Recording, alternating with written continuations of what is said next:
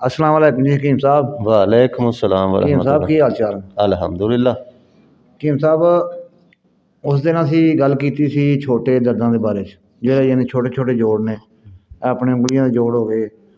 ਤੇ ਅੱਜ ਅਸੀਂ ਗੱਲ ਕਰਨੀ ਹੈ ਵੱਡੇ ਜੋੜ ਜਿਹੜੇ ਨੇ ਗੋਡੇ ਕੂਹਣੀਆਂ ਵੱਡੇ ਜਿਹੜੇ ਜੋੜ ਨੇ ਇਹਨਾਂ ਦੇ ਬਾਰੇ 'ਚ ਸਾਨੂੰ ਕੁਝ ਦੱਸੋ। ਇਹ ਕਿਉਂ ਹੁੰਦੇ ਨੇ, ਕਿਹੜੀ ਵਜ੍ਹਾ ਤੋਂ ਹੁੰਦੇ ਨੇ ਤੇ ਇਹਨਾਂ ਦਾ ਕੀ ਇਲਾਜ ਹੈ ਦੇਸੀ? हाजी साहब, ਜੀ ਜਿਹੜੇ ਛੋਟੇ ਜੋੜ ਹੁੰਦੇ ਨੇ ਨਾ, ਛੋਟੇ ਜੋੜ ਜੀ ਜਿਨ੍ਹਾਂ ਨੂੰ ਅਸੀਂ ਕਹਿੰਦੇ ਆ ਗੰਠੀਆ ਦਾ ਦਰਦ ਹੋ ਗਿਆ, ਜੀ ਇਹਨਾਂ ਦੇ ਅੰਦਰ ਰਤੂਬਾਤ ਦੀ ਕਮੀ ਹੁੰਦੀ ਹੈ। ਠੀਕ ਠੀਕ ਹੈ ਜੀ। ਜਦੋਂ ਰਤੂਬਾਤ ਕਮ ਹੋ ਜਾਣਗੀਆਂ, ਇਹਨਾਂ ਨੂੰ ਜੋੜਾਂ 'ਚ ਰਗੜਾਂ ਵੱਜਣਗੀਆਂ ਤੇ ਜੋੜਾਂ ਦੀ ਹਯਤ ਖਰਾਬ ਹੋ ਜਾਏਗੀ, ਯਾਨੀ ਕਿ ਉਹ ਉਂਗਲੀਆਂ ਦੀਆਂ ਉਂਗਲੀਆਂ ਚੜਨੀਆਂ ਸ਼ੁਰੂ ਹੋ ਜਾਂਦੀਆਂ ਨੇ। ਉਹਨਾਂ ਦੇ ਬਾਰੇ ਅਸਾਂ ਇਲਾਜ ਦੱਸਿਆ ਸੀ ਜੀ ਤੇ ਅੱਜ ਅਸੀਂ ਦੱਸਨੇ ਆ ਕਿ ਵੱਡੇ ਜੋੜਾਂ ਦੇ ਅੰਦਰ ਮਸਾਲਾ ਗੁੱਠਣੇ ਦਾ ਜੋੜ ਹੈ ਨਾ ਜੀ, ਜੀ ਜੀ ਇਹਦੇ ਅੰਦਰ ਰਤੂਬਾਤ ਦੀ ਜਦੋਂ ਜ਼ਿਆਦਤੀ ਹੋ ਜਾਏਗੀ, ਰਗੜ ਜਿਹੜੀ ਉਹ ਲੱਗੇਗੀ, ਉਹਨਾਂ ਜਦੋਂ ਰਤੂਬਾਤ ਦਾ ਕੁਆਮ ਨਹੀਂ ਰਹੇਗਾ ਠੀਕ, ਜੀ ਫਿਰ ਰਗੜ ਸ਼ੁਰੂ ਹੋ ਜਾਏਗੀ। ਜੀ ਤੇ ਜਿਸਮ ਦੇ ਅੰਦਰ ਪਹਿਲੇ ਹੀ ਰਤੂਬਾਤ ਜ਼ਿਆਦਾ ਹੋਣਗੀਆਂ ਤੇ ਉਹ ਜੋੜ ਜਿਹੜੇ ਨੇ ਸੁੱਜਣਾ ਸ਼ੁਰੂ ਹੋ ਜਾਣਗੇ, ਵੱਡੇ ਵੱਡੇ ਹੋ ਜਾਣਗੇ। ਇਹ ਜੋੜ ਠੀਕ? ਸੁੱਜ ਜਾਂਦੇ ਨੇ ਵੱਡੇ। ਜੋੜ ਸੁੱਜ ਜਾਂਦੇ ਨੇ। ਠੀਕ ਹੈ। ਇਹ ਹਮੇਸ਼ਾ ਪਹਿਲੇ ਦਰਦ ਨੂੰ ਨਕਰਸ ਆਖਿਆ ਜਾਂਦਾ ਸੀ।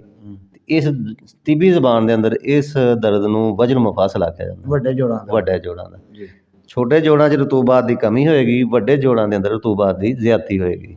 ਠੀਕ ਹੈ ਜ਼ਿਆਦਤੀ ਜੀ। ਹੋ ਜਾਂਦੀ ਹੈ। ਜ਼ਿਆਦਤੀ ਹੋ ਜਾਂਦੀ ਹੈ। ਉਹ ਰਤੂਬਾਤ ਪੀ ਕੇ ਨਾ ਜੀ ਫੁੱਲ ਜਾਂਦੇ ਨੇ ਫਿਰ। ਅੱਛਾ ਠੀਕ ਹੈ ਜੀ। ਇਹਨਾਂ ਵਾਸਤੇ ਬਿਹਤਰੀਨ ਇਲਾਜ ਜਿਹੜਾ ਨਾ ਜੀ ਉਹ ਇਹ ਵੇ ਕਿ ਤੁੰਮਾ 2 ਤੋਲੇ ਲੈ ਲੈਣਾ, ਅੱਛਾ ਮਸੱਬਰ 2 ਤੋਲੇ ਲੈ ਲੈਣੀ, ਠੀਕ ਹੋ ਗਿਆ ਸੁੰਡ 5 ਤੋਲੇ ਲੈ ਲੈਣੀ, ਠੀਕ ਹੋ ਗਿਆ ਨੁਸ਼ਾਦਰ ਠਿਕਰੀ 1 ਤੋਲਾ। ਠੀਕ ਹੈ ਇਹਨਾਂ ਚਾਰਾਂ ਚੀਜ਼ਾਂ ਨੂੰ ਪੀਸ ਕੇ ਤੇ ਕੁਆਰ ਗੰਦਲ ਦਾ ਰਸ ਲੈ ਲੈਣਾ, ਠੀਕ ਉਹਦੇ ਅੰਦਰ ਇਹਦੀ ਗੋਲੀ ਬਣਾ ਲੈਣੀ ਠੀਕ ਹੋ ਗਿਆ। ਚਨੇ ਦੇ ਬਰਾਬਰ। ਇਸ ਤੋਂ ਬਾਅਦ ਦੁਪਹਿਰ ਸ਼ਾਮ ਇਸਤੇਮਾਲ ਕਰਨ। ਇਹ ਕਿੰਨੇ ਦਿਨ ਇਸਤੇਮਾਲ ਕਰਨ? ਇਹ ਕਮ ਸੇ ਕਮ 1 ਮਹੀਨੇ ਤੋਂ 3 ਮਹੀਨੇ ਤੱਕ इंशाल्लाह अल्लाह ताला फजल करेगा। ਅੱਲਾਹ ਪਾਕ ਫਜ਼ਲ ਕਰੇਗਾ। ਤੇ ਦੂਸਰਾ ਇਹਦੇ ਨਾਲ ਇਹ ਹੋਏਗਾ, ਅਗਰ ਕਿਸੇ ਨੂੰ ਕਬਜ਼ ਹੋਈ ਹੋਏਗੀ, ਕਬਜ਼ ਵੀ ਖਤਮ ਹੋ ਜਾਏਗੀ। ਰੀ ਗੈਸ ਹੈ ਉਹ ਵੀ ਖਤਮ ਹੋ ਜਾਏਗਾ। ਠੀਕ ਹੈ ਜੀ। ਰਤੂਬਾਤ ਦੀ ਜ਼ਿਆਦਤੀ ਦੀ ਵਜ੍ਹਾ ਨਾਲ ਦਮਾ ਹੋ ਰਿਹਾ, ਇਹਦੇ ਨਾਲ ਉਹ ਵੀ ਖਤਮ ਹੋ ਜਾਏਗਾ।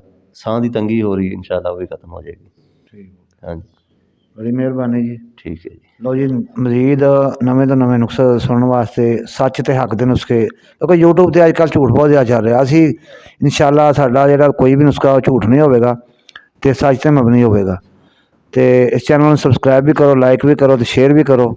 ਤੇ ਜੇ ਅਗਰ ਕੋਈ ਮਜ਼ੀਦ ਪੁੱਛਣਾ ਹੋਵੇ ਤਾਂ ਕਮੈਂਟ ਕਰਕੇ ਸਾਨੂੰ ਦੱਸ ਦਿਆ ਕਰੋ। ਅਸੀਂ ਇਨਸ਼ਾਅੱਲਾ ਹਕੀਮ ਸਾਹਿਬ ਨੂੰ ਉਹ ਪੁੱਛਾਂਗੇ ਦੁਬਾਰਾ, ਜਿਹੜਾ ਤੁਸੀਂ ਆਖੋਗੇ ਕਿ ਬਿਮਾਰੀ ਦੇ ਬਾਰੇ ਪੁੱਛੋ।